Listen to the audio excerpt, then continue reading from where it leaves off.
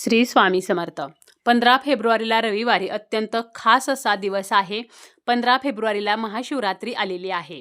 शिवांच्या उपासनेसाठी हा दिवस अत्यंत खास मानला जातो. वर्षभरामध्ये 12 शिवरात्री जरी येत असल्या तरी सुद्धा महाशिवरात्री ही अत्यंत विशेष आहे. फेब्रुवारी किंवा मार्च महिन्यामध्ये ही महाशिवरात्री येत असते. माघ महिन्यातील कृष्ण पक्ष चतुर्दशीला ही महाशिवरात्री येत असते. याच दिवशी माता पार्वती व शिव यांचा विवाह झाला होता. शिव आणि शक्तीचे मिलन म्हणून हा दिवस साजरा केला जातो. महाशिवरात्रीच्या दिवशी रात्रीच्या पूजेला विशेष महत्त्व आहे. या दिवशी रात्री शिवांची पूजा केली जाते. त्याचप्रमाणे या दिवशी रात्री जागरण केले जाते. महाशिवरात्रीच्या दिवशी आपण व्रत करत असतो, उपवास करत असतो. महाशिवरात्रीचा जो उपवास आहे तर तो केला तरी सुद्धा आपल्या मनोकामना पूर्ण होत असतात. समुद्र मंथनातून निघालेले हलाहल याच दिवशी शंकरांनी प्राशन केले होते आणि जगाला विनाशापासून वाचवले होते. त्याचप्रमाणे या दिवशी सर्व शिवमंदिरामध्ये भोलेनाथांचा रुद्राभिषेक चालतो. भगवान शिवांना प्रसन्न करून घेण्यासाठी महाशिवरात्रीचा दिवस हा अत्यंत खास आहे. या दिवशी केलेल्या पूजेचे फळ हे इतर दिवशी केलेल्या पूजेपेक्षा 100 पटीने जास्त असते.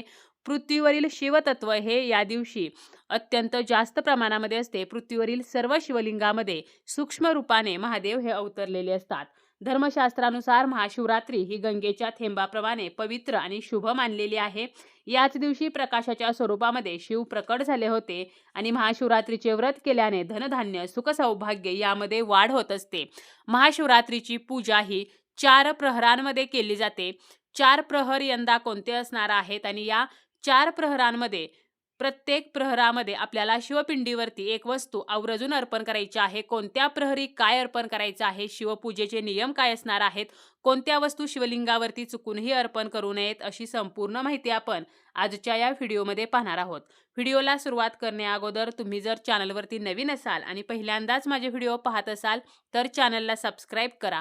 व्हिडिओ माहितीपूर्ण वाटला तर व्हिडिओला लाईक करा. महाशिवरात्रीची पूजा आपण घरी करू शकतो, मंदिरामध्ये जाऊन करू शकतो. जर आपल्याला मंदिरामध्ये जाणे शक्य नसेल आणि आपल्या घरी देवघरामध्ये जर शिवलिंग नसेल तर आपण पार्थिव शिवलिंग म्हणजेच मातीचे शिवलिंग बनवून त्याची सुद्धा पूजा करू शकतो. महाशिवरात्रीच्या दिवशी सकाळी लवकर उठायचं आहे, उशिरापर्यंत झोपू नये. तर सूर्योदयापूर्वी आपल्याला उठायचं आहे. त्यानंतर आंघोळ करायची आहे. स्नान करताना आंघोळीच्या पाण्यामध्ये थोडेसे गंगाजल टाकायचं आहे. शक्य असेल तर पांढरे वस्त्र या दिवशी परिधान करायचं आहे. या दिवशी आपल्याला आंघोळ केल्याशिवाय काहीही खायचं प्यायचं नाही. महाशिवरात्रीचा आपण जरी उपवास करत असलो करत नसलो तरी सुद्धा आपल्याला या दिवशी काही नियम हे अवश्य पाळायचे आहेत. आंघोळ करून आपल्याला शिवांची पूजा करायची आहे. सकाळी सुद्धा आपल्याला शिवलिंगाची पूजा करायची आहे आणि रात्री सुद्धा आपल्याला 4 प्रहरांमध्ये ही पूजा करायची आहे. उपवासाला जर आपण फक्त दूध घेणार असू तर फक्त दूध न घेता त्या दुधामध्ये 4 दाणे साखर ही अवश्य टाकायची आहे. त्याचप्रमाणे जरी आपण या दिवशी उपवास करणार नसू तरी सुद्धा या दिवशी गव्हापासून बनलेले पदार्थ, कांदा लसूण, डाळ भात तर या गोष्टी खाणे वर्ज्य करायचं आहे. या दिवशी काळ्या रंगाचे कपडे घालू नयेत. पूजेमध्ये शंखाचा वापर करू नये, कारण महादेवानी शंखाचं जमत नाही. त्याचप्रमाणे शिवलिंगावरती अर्पण केलेला जो प्रसाद असतो तर तो सुद्धा आपण या दिवशी ग्रहण करू नये, कारण असे करणे अशुभ मानले जाते. उपवास जो आहे तर तो दुसऱ्या दिवशी सोडला जातो. म्हणजे 16 फेब्रुवारीला आपल्याला उपवास सोडायचा आहे. आपण जेव्हा शिवपिंडीवरती अभिषेक करतो त्यावेळेला मनामध्ये आपल्याला महादेवांचं स्मरण करत तो अभिषेक करायचा आहे. महादेवांच्या उपवासाला तिखट मीठ खात नाहीत, परंतु आपल्या तब्येतीसाठी मीठ खाणे गरजेचे असेल तर सैंधव मिठाचा वापर करावा. त्याचप्रमाणे या दिवशी महिलांनी शिवलिंगाला चोळू नये. पुरुष देवतेच्या कोणत्याच अंगाला चोळण्याचा अधिकार महिलांना नसतो, त्यामुळे आपल्याला वरूनच अभिषेक करायचा आहे. शिवलिंगाला पूर्ण प्रदक्षिणा घालू नये, कारण जलधारीची जी जागा आहे तर त्या ठिकाणी पितृगण बसलेले असतात, त्यामुळे शिवलिंगाला पूर्ण प्रदक्षिणा ही कधीही घातली जात नाही. 4 प्रहरी पूजा म्हणजे रात्री 4 प्रहरांमध्ये ही पूजा केली जाते.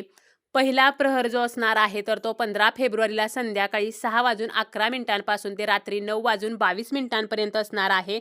तर हा जो वेळ आहे 6:11 ते 9:22 तर या वेळेमध्ये आपण पहिल्या प्रहराची पूजा करायची आहे. मग आपण 7 वाजता करू शकतो, 8 वाजता करू शकतो, किंवा आपण 9 वाजता किंवा आपण 6:11 नंतर ही पूजा केली तरी चालेल. ज्या वेळेमध्ये आपल्याला शक्य आहे तर त्या वेळेमध्ये आपल्याला या पहिल्या प्रहराची पूजा करायची आहे आणि पहिल्या प्रहरांमध्ये शिवपिंडीवरती आपल्याला अभिषेक करायचा आहे, तो म्हणजे दुधाचा अभिषेक. त्यानंतर दुसरा प्रहर असणार आहे तो म्हणजे 15 फेब्रुवारीला रात्री 9:22 ते मध्यरात्री 12:34 तर या वेळेमध्ये सुद्धा आपल्याला शिवपिंडीची पूजा जी आहे तर ती करायची आहे आणि या वेळेला आपल्याला दह्याचा अभिषेक करायचा आहे.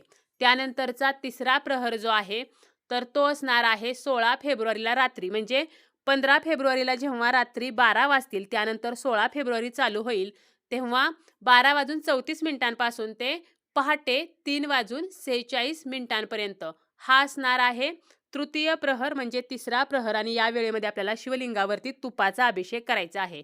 त्यानंतर चतुर्थ प्रहर म्हणजे चौथा प्रहर हा 16 फेब्रुवारीला पहाटे 3:46 ते सकाळी 6:59 म्हणजे 7 वाजेपर्यंत असणार आहे. या वेळेमध्ये शिवपिंडीवरती आपल्याला मधाचा अभिषेक करायचा आहे. हे जे 4 प्रहर आहेत यासोबतच निशित काळ हा सुद्धा महाशिवरात्रीच्या पूजेचा अत्यंत शुभ काळ मानला जातो आणि तो रात्री 12:09 ते रात्री 1:01 असणार आहे. तर असे हे 4 प्रहर आहेत. आता हे जे 4 प्रहर आहेत तर हे 4 प्रहर म्हणजे आपल्याला पूर्ण रात्रभर पूजा करायची आहे का? तर असं नाही. प्रत्येक प्रहराचा जो कालावधी आहे तर त्या कालावधीमध्ये आपल्याला जेव्हा शक्य आहे तर त्यावेळेला आपल्याला शिवलिंगाची पूजा करायची आहे. आपल्याला शिवांचं स्मरण करायचं आहे. शिवलिंगावरती आपल्याला काही वस्तू अर्पण करायच्या आहेत, जसं की पहिल्या प्रहरांमध्ये दूध, दुसऱ्या प्रहरांमध्ये दही, तिसऱ्या प्रहरामध्ये तूप आणि चौथ्या प्रहरामध्ये मध. आपण ही 4 प्रहरी पूजा केल्यामुळे आपल्या मनोकामना पूर्ण होत असतात. शिवांचा आशीर्वाद आपल्याला प्राप्त होतो, कारण महाशिवरात्रीची पूजा ही 4 प्रहरांमध्ये करण्याला विशेष महत्त्व आहे. तसेच या दिवशी आपल्याला शिवलिंगावरती काही वस्तू मात्र अजिबात अर्पण करायच्या नाहीत. तर अशा कोणत्या वस्तू आहेत? तर पहिला आहे ते म्हणजे हळदी कुंकू. आपल्या हिंदू धर्मामध्ये पूजेमध्ये हळदी कुंकवाला खूप महत्त्व आहे, परंतु शिवपिंडीवरती हळदी कुंकू अर्पण केले जात नाही. तर त्याऐवजी आपल्याला भस्म अर्पण करायचं आहे. हळदी कुंकू जे आहे तर ते सौभाग्याचं प्रतीक आहे आणि महादेव हे वैरागी आहेत. त्याचप्रमाणे आपल्याकडे आपल्या देवघरामध्ये जर शिवलिंग असेल तर त्यासोबत शिवांच्या कुटुंबाचा फोटोसुद्धा असतो, ज्यामध्ये माता पार्वती असते, शिव असतात, गणेश, कार्तिकेय असतात. तर त्यामध्ये मात्र त्या फोटोमध्ये माता पार्वतीला आपण हळदी कुंकू लावू शकतो, परंतु जे शिवलिंग आहे त्यावरती मात्र हळदी कुंकवाचा आपल्याला वापर करायचा नाही, हळदी कुंकू अर्पण करायचं नाही. त्याचप्रमाणे उकळलेलं दूध असेल, पॅकेटमधील दूध असेल तर हे अर्पण करायचं नाही, तर कच्च्या दुधाचाच आपल्याला अभिषेकासाठी वापर करायचा आहे. नारळ पाणी, केवड्याचं फूल हे सुद्धा शिवपिंडीवरती अर्पण केलं जात नाही. तुळस जी आहे तर ती सुद्धा शिवांच्या पूजेमध्ये वर्ज्य सांगितलेली आहे. फक्त वैकुंठ चतुर्दशीला शिवांना तुळस अर्पण केली जाते. इतर दिवशी शिवांना तुळस जी आहे तर ती अर्पण केली जात नाही, अन्यथा आपल्याला कालसर्प दोषासारखे दोष लागू शकतात.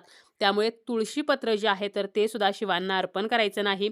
तुटलेल्या बेलपत्राचा पूजेमध्ये वापर करायचा नाही. बेलपत्र हे अखंड असावं. ज्या बेलपत्रामध्ये चक्र, वज्र आहे तर असं बेलपत्र सुद्धा पूजेमध्ये असता कामा नये. इतरांनी अर्पण केलेलं बेलपत्र स्वच्छ धुवून आपण ते पुन्हा अर्पण करू शकतो, परंतु तुटलेलं बेलपत्र हे शिवपिंडीवरती चुकूनही अर्पण करू नये.